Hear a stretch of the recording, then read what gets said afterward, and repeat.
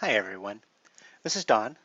I'm going to quickly show you how you can add a link to a file on your site, whether it be PDF or a text file or an Excel file, something of that nature.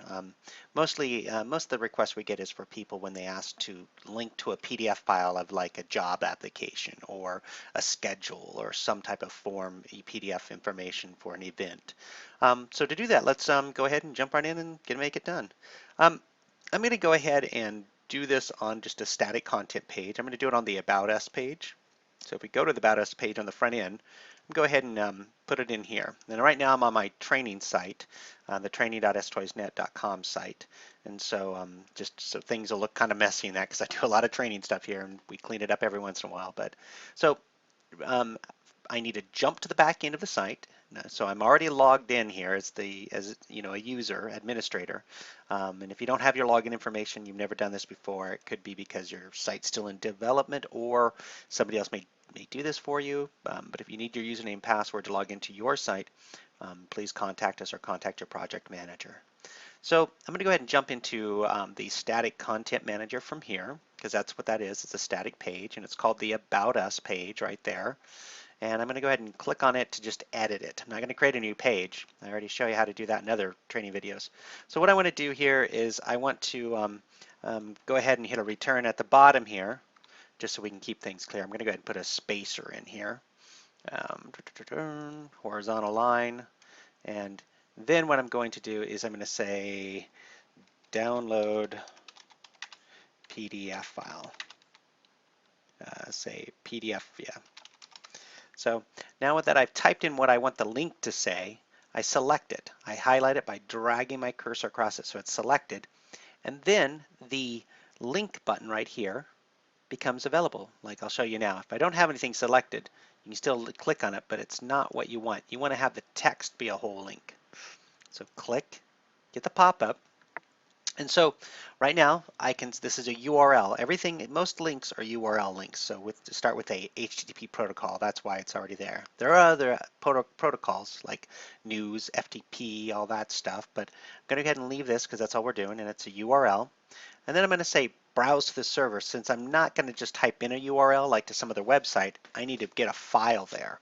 So I say browse server, and I get my pop-up to be able to, I get my pop-up to go ahead and give me the ability to like upload a file or something like that. So I'm going to go to my root directory here, and then what I'm going to do is I'm going to create a new subfolder, and I'm going to call this this one PDF files. Say I have a bunch of PDF files on my site. Say OK. And so what I just did is if you go ahead and go up to the root here, you'll see images. And you'll see that there's actually a folder called PDF files.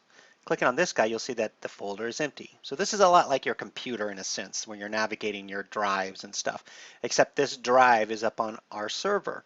So what I need to do now is I need to upload that file. So I click upload, whoops, and you'll see that now we get another pop-up to where I can navigate to where that file is. And so I go look for my PDF file. I have a bunch of them here. I'm going to go ahead and say, I'm going to use this guy right here, the SAQ PDF. I don't even know what that is. So I don't want to do the statement. And this one, the catalog now. So I'm going to say open. Okay.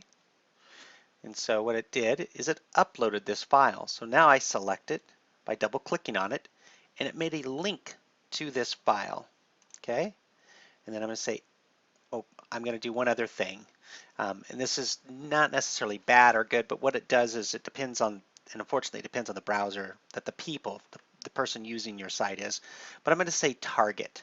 Click the target, and then I'm going to say new window. And the reason for that is if I don't do that, it will stay on the same window that my site is on, and it'll open up the PDF probably in the browser now. It used to be that a PDF would have to be downloaded and then opened up in like a PDF reader like Acrobat or something of that nature. But anymore now, the PDF readers are built into the browsers, so they actually open up and you can read them within the browser. So by doing this, it opens up a new window, and I'll show you what I mean by that. Let's say OK. Let's go ahead and scroll up here and let's hit apply. So I'm going to do something after we're done here. So my changes have been saved by hitting the apply. The save saves them but closes the window. Just to reiterate that. Let's go to the front end of the site and let's go ahead into the About Us page again, refresh it. So there it is, there's our download PDF. And what if I click on it, you'll see that what it does is it pops open in a new window, and here's my PDF file. It's the actual PDF that I uploaded. Pretty simple, pretty straightforward.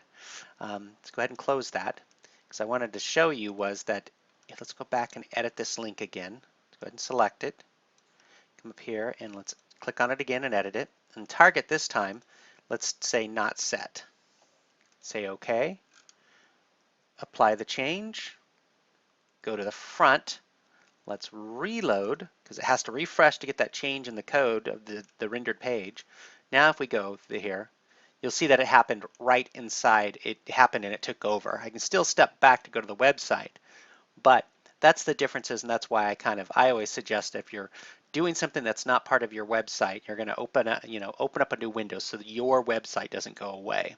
Just kind of a little bit of a, what should I say, just common knowledge or something to think about. That's it.